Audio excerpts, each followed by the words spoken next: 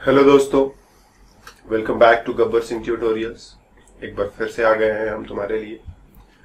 तो पिछले कुछ क्लासेस में हम लोगों ने इंडक्टिव इफेक्ट के ऊपर, रेजोनेंस और मेसोमेरिक इफेक्ट के ऊपर, हाइपर कॉन्जुगेशन के ऊपर, इन सब के ऊपर हम लोगों ने काफी बातें करी है।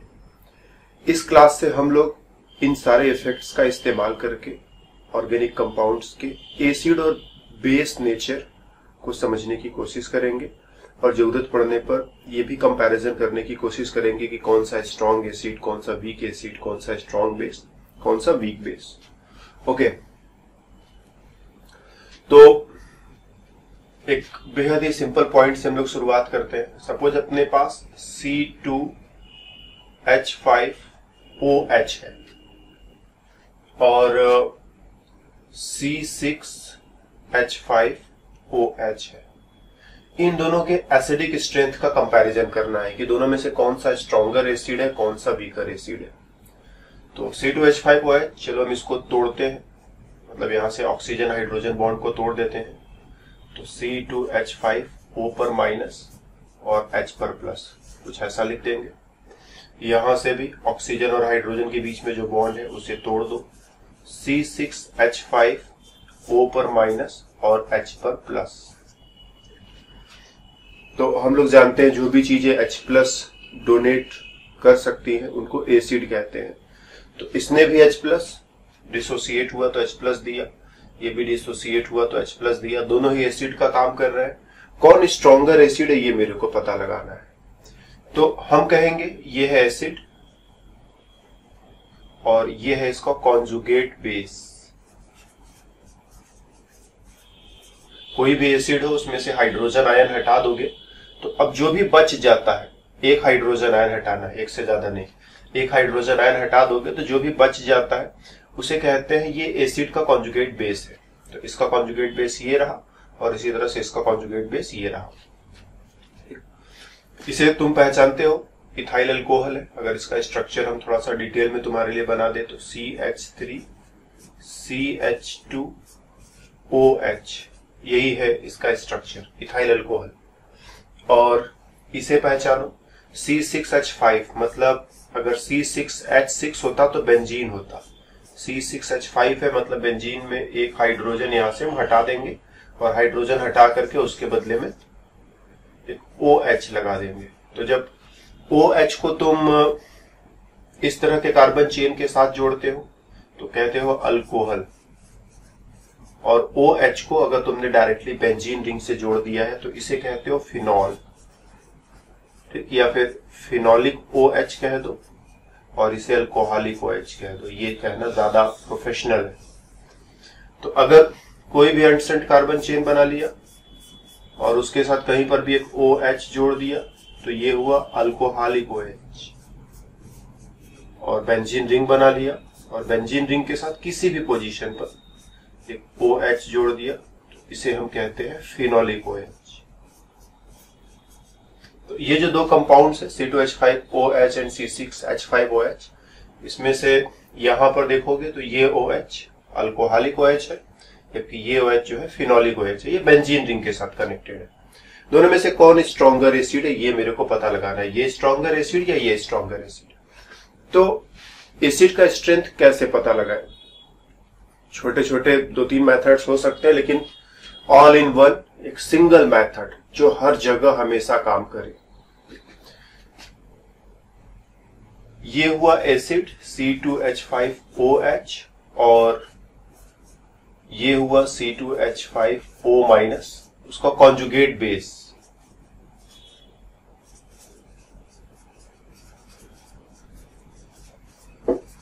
एसिड का जो स्ट्रेंथ होता है, strength of the acid is directly proportional to stability of the conjugate base। ये जितना ज्यादा स्टेबल होगा ये उतना ही स्ट्रॉन्गर एसिड होगा। बस यही एक छोटा सा फंडा है जो हम लोग पूरे समय इस्तेमाल करेंगे। एक ऐसा फंडा है जो कभी फेल नहीं होगा। कभी कभी आसानी के लिए हम लोग दूसरी चीजों को भी देख लेंगे, but rarely, most of the time यही एक मेथड हम लोग इस्तेमाल करेंगे कि एसिड का स्ट्रेंथ चेक करना है तो कॉन्जुगेट बेस की स्टेबिलिटी चेक करो। ये जितना ज्यादा स्टेबल होगा ये उतना ज्यादा स्ट्रांग होगा, ये जितना कम स्टेबल होगा ये उतना कम स्ट्रांग होगा। बस यही छोटा सा हम लोगों को पॉइंट इस्तेमाल करना है। तो अब अगर हम C6H5OH इसके कॉन्जुगेट बेस को देखें तो ये है C6H5O-। यहां एल्किल ग्रुप के साथ ऑक्सीजन लगा हुआ है तो इस तरह के एनायंस को तुम एल्कोक्साइड आयन कह सकते हो। एल्कोक्साइड आयन, एल्कोक्साइड क्यों? क्योंकि एल्किल के साथ, और जब ये फिनाइल ग्रुप इसे कहते हैं, फिनाइल के साथ ऑक्सीजन लगा हुआ है तो फिनॉक्साइड। C6H5 को फिनाइल ग्रुप कहते हैं और फिनाइल के साथ ऑक्सीजन है तो फिनॉक्साइड आयन कह सकते हैं। तो ये रहा फिनॉल, फिनॉल से फिनॉक्साइड आयन, और ये अल्कोहल, और अल्कोहल से एल्कोक्साइड आयन। मेरे को इन दोनों की स्टेबिलिटी का कंपैरिजन करना है, ये ज्यादा स्टेबल या ये ज्यादा स्टेबल। दोनों का स्ट्रक्चर अगर हम बनाए तो एक का स्ट्रक्चर क्या है CH3CH2O पर माइनस, दूसरे का स्ट्रक्चर कैसा है बेंजीन रिंग, और बेंजीन रिंग के साथ ऑक्सीजन, ऑक्सीजन पर माइनस का चार्ज। ध्यान देना यहां पर ये जो माइनस का चार्ज है, माइनस का चार्ज मतलब यहां लोन पेयर होगा ही होगा। तुम ध्यान से खोजोगे तो ऑक्सीजन के अराउंड 3 लोन पेयर्स है, हमने एक बना दिया क्योंकि हमें एक की जरूरत है। इलेक्ट्रॉन को डोनेट करो, यहाँ डबल बॉन्ड बनाओ, इस इलेक्ट्रॉन को यहाँ शिफ्ट करो। रेजोनेंस कॉन्ट्रीब्यूटर्स कैसे बनाए जाते हैं वो हम लोगों ने सीखा है। हम जानते हैं कि यहाँ पर रेजोनेंस होगा, रेजोनेंस की वजह से और भी स्ट्रक्चर्स बनेंगे, वो सारे स्ट्रक्चर्स बना डालो। तो अभी देखोगे नेगेटिव चार्ज यहाँ आ गया, दोनों इलेक्ट्रॉन यहाँ आ गए, फिर इन दोनों बॉन्ड्स को उसी तरह से हमने सही सलामत बना दिया। फिर इलेक्ट्रॉनों को यहाँ पर डोनेट करके इधर डबल बॉन्ड बना लेंगे, इन दोनों इलेक्ट्रॉनों को उठाकर यहाँ रखेंगे तो यहाँ नेगेटिव चार्ज आ जाएगा। तो नेगेटिव चार्ज यहाँ आ गया, यहाँ पर बना डबल बॉन्ड, इस बॉन्ड को उसी तरह से, इस चीज को उसी तरह से, फिर इन इलेक्ट्रॉनों को डोनेट किया तो यहाँ डबल बॉन्ड, और ये वाले इलेक्ट्रॉन उठाकर हमने यहाँ लगा दिया। तो अगला स्ट्रक्चर जो मेरे हाथ में आया, यहाँ पर हो गया डबल बॉन्ड, और यहाँ पर हमने रख दिए 2 इलेक्ट्रॉन, दोनों इलेक्ट्रॉनों को रखते हैं नेगेटिव चार्ज। ये डबल बॉन्ड उसी तरह से, ये वाला डबल बॉन्ड उसी तरह से, और एक बार फिर से इलेक्ट्रॉनों को डोनेट करो, यहाँ बॉन्ड बनाओ और इस बॉन्ड को ब्रेक करके इलेक्ट्रॉन ऑक्सीजन को। तो अगला स्ट्रक्चर जो अपने हाथ में आएगा, यहाँ डबल बॉन्ड, दोनों इलेक्ट्रॉन ऑक्सीजन को हमने दिया तो ऑक्सीजन पर माइनस का चार्ज, राइट। ये वाला डबल बॉन्ड उसी तरह से, ये वाला डबल बॉन्ड उसी तरह से। तो ये 5 स्ट्रक्चर्स अपने हाथ में आए। पहले स्ट्रक्चर में नेगेटिव चार्ज ऑक्सीजन पर, दूसरे स्ट्रक्चर में नेगेटिव चार्ज कार्बन पर, तीसरे स्ट्रक्चर में नेगेटिव चार्ज इधर वाले कार्बन पर, चौथे स्ट्रक्चर में नेगेटिव चार्ज यहाँ वाले कार्बन पर, और 5वें स्ट्रक्चर में नेगेटिव चार्ज फिर से ऑक्सीजन पर। पर हम लोग जानते हैं इसका मतलब क्या है। इसका मतलब यह है कि नेगेटिव चार्ज थोड़ा यहाँ पर, थोड़ा यहाँ पर, थोड़ा यहाँ पर, थोड़ा यहाँ पर, वापस फिर से उसी ऑक्सीजन पर।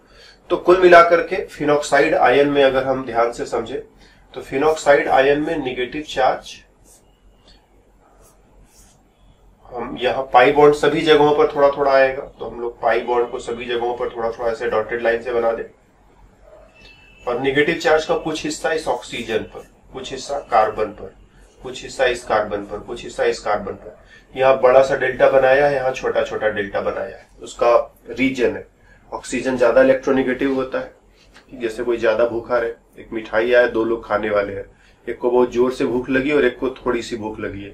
तो जिसे थोड़ी सी भूख लगी वो थोड़ा सा खाएगा, जो बहुत ज्यादा भूखा है वो कोशिश करेगा कि मिठाई का ज्यादातर हिस्सा उसको ही मिल जाए।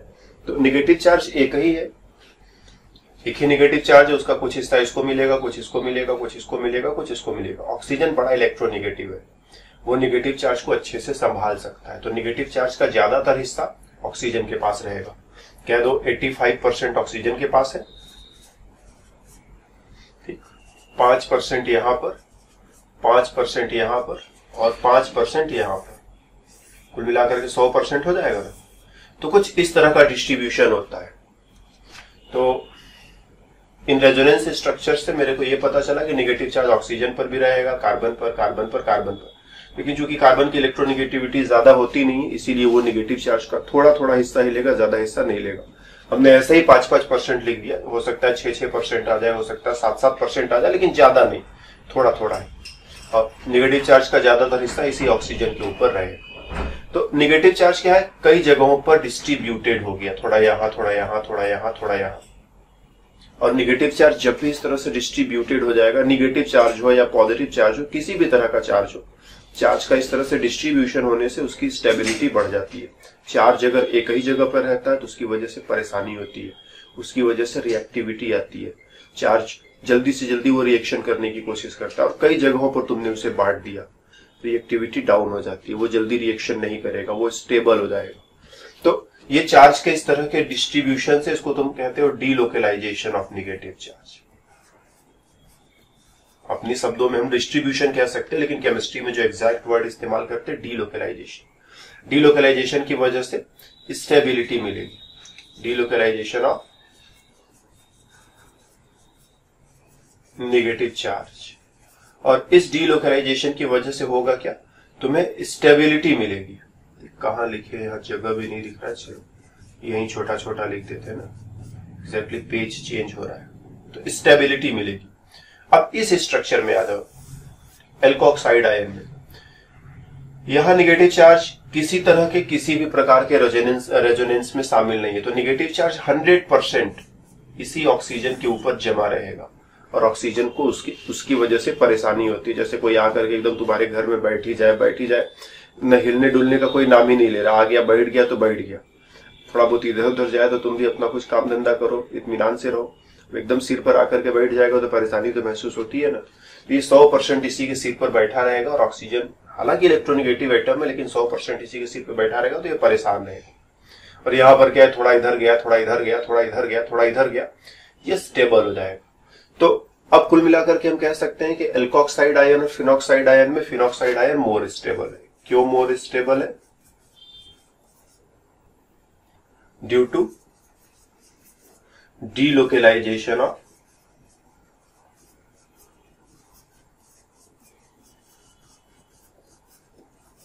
Negative charge, due to delocalisation of negative charge. तो अब तो कहने की जरूरत नहीं है ना, ये जितना ज्यादा स्टेबल होगा ये उतना स्ट्रॉन्गर एसिड होगा, क्योंकि इन दोनों में इसकी स्टेबिलिटी ज्यादा है, इसीलिए इसका एसिडिक स्ट्रेंथ ज्यादा होगा। तो अल्कोहल्स की तुलना में फिनॉल्स जो है वो स्ट्रॉन्गर एसिड होते हैं। अगर OH ग्रुप को एक नॉर्मल एलिफेटिक कार्बन चेन के साथ जोड़ दिया जाए और OH ग्रुप को एरोमेटिक रिंग के साथ जोड़ दिया जाए, तो एरोमेटिक रिंग के साथ जोड़ने पर OH ग्रुप का एसिडिक स्ट्रेंथ ज्यादा होता है। तो इस चीज को समझना, OH ग्रुप अगर हमने यहाँ कहीं पर भी जोड़ दिया, कैसा भी कार्बन चेन बना लो, उसके साथ OH ग्रुप जोड़ दो और एक एरोमेटिक रिंग बना लो, बेंजीन रिंग बना लो, और इसके साथ OH ग्रुप को जोड़ दो, तो इसकी तुलना में इसका एसिडिक स्ट्रेंथ ज्यादा होगा। क्यों? क्योंकि नेगेटिव चार्ज जब ऑक्सीजन पर आएगा तो बेंजीन रिंग के साथ डीलोकलाइज करेगा तो उसकी स्टेबिलिटी बढ़ जाएगी। इसी तरह का एक और पॉइंट हम लोग देखते हैं। अब की बार अपने पास एक तो फिनॉल है और दूसरा है एसिटिक एसिड, CH3CO, ऐसा लिख देते हैं, CH3COOH, phenol and acetic acid. इन दोनों के एसिडिक स्ट्रेंथ का फिर से हमें कंपैरिजन करना है। तो फिनॉल का और एसिटिक एसिड का एसिडिक स्ट्रेंथ का कंपैरिजन करना है, फिर से वही वाला फंडा अपनाएंगे। इसमें से हाइड्रोजन आयन को हटा देते हैं, तो हाइड्रोजन आयन को हटा देते हैं तो क्या होगा, ये नेगेटिव चार्ज आया ऑक्सीजन पर, इसमें से भी H+ हटा दो, तो H+ हटाने के बाद जो नेगेटिव चार्ज होगा वो ऑक्सीजन पर आएगा। फिर यहाँ रेजोनेंस होगा तो नेगेटिव चार्ज यहाँ से यहाँ पर आएगा, फिर यहाँ पर जाएगा, फिर यहाँ पर आएगा, यहाँ 3 जगहों पर नेगेटिव चार्ज आएगा। ऊपर रेजोनेंस स्ट्रक्चर बनाया ही है, वही रेजोनेंस स्ट्रक्चर माइंड में रखना है कि नेगेटिव चार्ज यहाँ से यहाँ, फिर यहाँ। इसमें आ जाओ, इसमें भी रेजोनेंस होगा, इलेक्ट्रॉन इधर शिफ्ट किया, ये मतलब यहाँ पर जो लोन पेयर होगा उसको इधर शिफ्ट करके यहाँ डबल बॉन्ड कर देंगे, डबल बॉन्ड में से पाई बॉन्ड को ब्रेक करके इलेक्ट्रॉन ऑक्सीजन को दे देंगे। तो अगला स्ट्रक्चर मिलेगा O पर माइनस। तो यहां पर नेगेटिव चार्ज क्या है, ऑक्सीजन पर जैसे हमने कहा था 85% इस ऑक्सीजन पर, 5% कार्बन पर, 5% इस कार्बन पर, 5% इस कार्बन पर। कार्बन जो है बहुत अच्छा नहीं है, नेगेटिव चार्ज को स्टेबल बनाने के मामले में अच्छा नहीं है, इसीलिए थोड़ा थोड़ा इसको दिया। इसमें देखोगे नेगेटिव चार्ज एक बार यहां एक बार यहां, और दोनों स्ट्रक्चर्स बिल्कुल इक्विवेलेंट है, जैसा ये है वैसा ही ये है। इसमें इधर सिंगल बॉन्ड था, इधर डबल बॉन्ड था, तो इसमें इधर डबल बॉन्ड, उधर सिंगल बॉन्ड है। इसमें ये नीचे वाले ऑक्सीजन पर माइनस का चार्ज है, तो इसमें ऊपर वाले ऑक्सीजन पर माइनस का चार्ज है। बस ऊपर नीचे का फर्क है, अदरवाइज इस स्ट्रक्चर और इस स्ट्रक्चर में कोई अंतर नहीं है। दोनों इक्विवेलेंट स्ट्रक्चर्स बोले जाते हैं, इक्विवेलेंट स्ट्रक्चर्स। तो नेगेटिव चार्ज 50% इस ऑक्सीजन पर, 50% इस ऑक्सीजन पर, दोनों पर 50-50। केवल 50-50 से मतलब नहीं है, असली चीज ये है कि ऑक्सीजन बड़ा पावरफुल भी है। तो जब नेगेटिव चार्ज यहां रहेगा तो ये ऑक्सीजन इसको खूब अच्छे से स्टेबल बनाएगा, और जो नेगेटिव चार्ज वहां जाएगा तो दूसरा वाला ऑक्सीजन भी उसको खूब अच्छे से स्टेबल बनाएगा। ऑक्सीजन बहुत पावरफुल होता है, पहलवान एटम है, मजबूत एटम है, बॉडी बिल्डर है, नेगेटिव चार्ज को आसानी से उठा लेता है।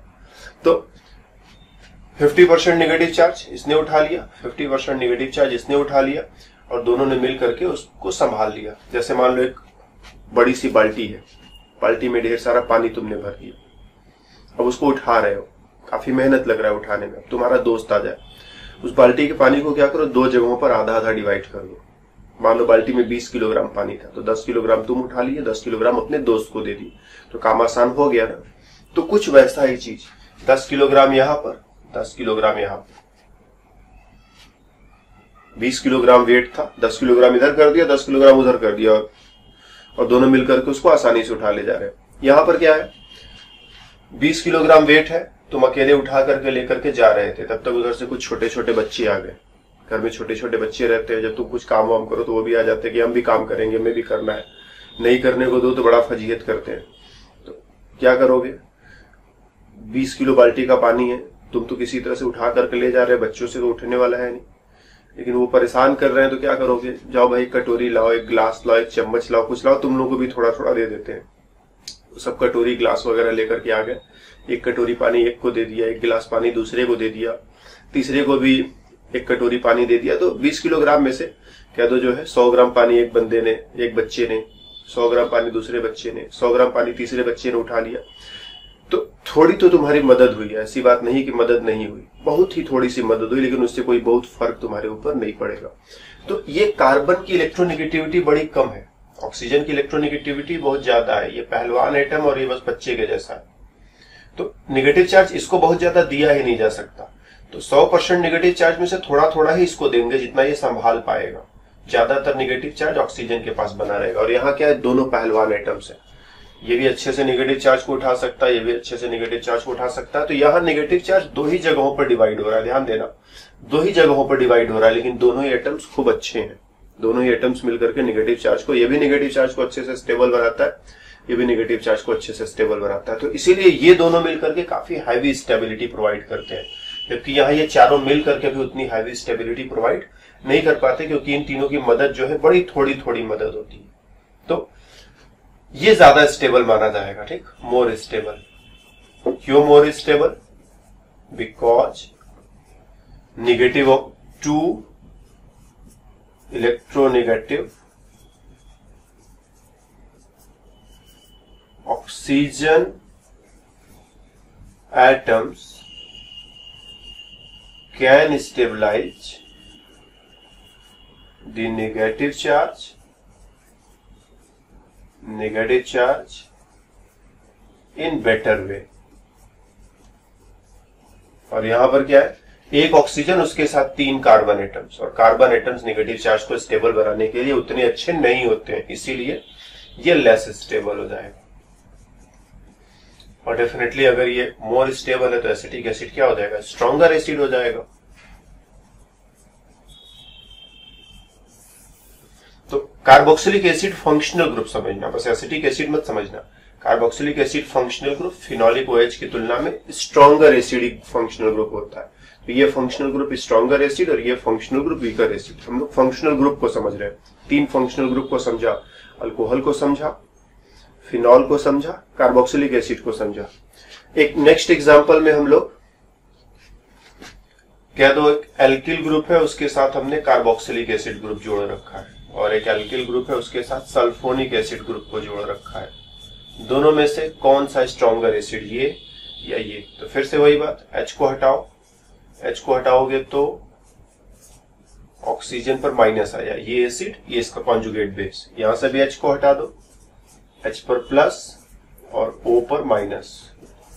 ये निगेटिव चार्ज रेजोनेंस करेगा, यहां से इस पर चला जाएगा, तो इसका अगला रेजोनेंस स्ट्रक्चर डबल बॉन्ड इधर, निगेटिव चार्ज उधर, और इसमें भी उसी तरह का रेजोनेंस होगा। तो निगेटिव चार्ज अभी इस पर है, फिर इस पर जाएगा, फिर इस पर जाएगा। तो जो अगला स्ट्रक्चर हम लोगों के हाथ में आएगा, निगेटिव चार्ज यहाँ, डबल बॉन्ड इधर इधर। फिर अगला एक और स्ट्रक्चर हाथ में आएगा, निगेटिव चार्ज यहाँ, डबल बॉन्ड इधर इधर। तो इसमें क्या है, निगेटिव चार्ज 3 ऑक्सीजन एटम्स के ऊपर डीलोकेलाइज हो रहा है। एक बार यहां पहुंचा, एक बार यहां पहुंचा, एक बार यहां पहुंचा। इसमें 2 ही ऑक्सीजन एटम्स है, तो कहने की तो जरूरत नहीं है। पिछला डिस्कशन हमने इतना इत्मीनान से किया है कि अब तो तुम समझ ही गए होगे कि 3 ऑक्सीजन एटम्स मिलकर के निगेटिव चार्ज को और अच्छे से स्टेबल बनाएंगे। तो कार्बोक्सिलिक एसिड, इसमें कौन सा फंक्शनल ग्रुप है, कार्बोक्सिलिक एसिड, और ये कौन सा फंक्शनल ग्रुप है, सल्फोनिक एसिड। तो कार्बोक्सिलिक एसिड की तुलना में सल्फोनिक एसिड जो है और भी स्ट्रॉन्गर एसिड होता है। कार्बोक्सिलिक एसिड की तुलना में सल्फोनिक एसिड का एसिडिक स्ट्रेंथ और भी स्ट्रॉन्गर होता है। तो बस हर जगह एक ही चीज देखो हम अप्लाई कर रहे हैं, हम लोग कॉन्जुगेट बेस की स्टेबिलिटी खोज रहे हैं। कॉन्जुगेट बेस की स्टेबिलिटी जितनी बढ़ती जा रही है वैसे वैसे एसिडिक स्ट्रेंथ बढ़ता जा रहा है। तो 4 फंक्शनल ग्रुप्स हमने पकड़े हैं, कौन कौन सा, अल्कोहल, कोई एल्किल ग्रुप पकड़ा उसके साथ OH जोड़ दिया, कोई एरिल ग्रुप पकड़ा, एरिल ग्रुप मतलब जैसे फिनाइल ग्रुप हमने पकड़ लिया, फिनाइल के साथ OH, ये एरोमेटिक रिंग है इसीलिए इससे बनने वाला जो ग्रुप होगा उसे एरिल ग्रुप कह देते हैं। तो एल्किल के साथ OH, एरिल के साथ OH, और COOH कार्बोक्सिलिक एसिड ग्रुप की बात कर रहे हैं, और सल्फोनिक एसिड ग्रुप की बात कर रहे हैं। तो यहां जब H पर प्लस आएगा और O पर माइनस आएगा तो ये निगेटिव चार्ज किसी तरह के रेजोनेंस में नहीं है। यहां पर H पर प्लस आएगा, O पर माइनस आएगा तो निगेटिव चार्ज बेंजीन रिंग के साथ रेजोनेंस करेगा। यहाँ H पर प्लस आएगा, O पर माइनस आएगा तो ये निगेटिव चार्ज दोनों ऑक्सीजन पर आधा आधा डिवाइड हो जाएगा। यहाँ पर H पर प्लस आएगा, O पर माइनस आएगा तो निगेटिव चार्ज एक बार यहाँ, एक बार यहाँ, एक बार यहाँ। और ये कम स्टेबल, ये ज्यादा स्टेबल, ये और ज्यादा स्टेबल, और ये और भी ज्यादा स्टेबल। इसीलिए इधर की तरफ जैसे जैसे पहुंचोगे वैसे वैसे तुम्हारा जो एसिडिक स्ट्रेंथ है वो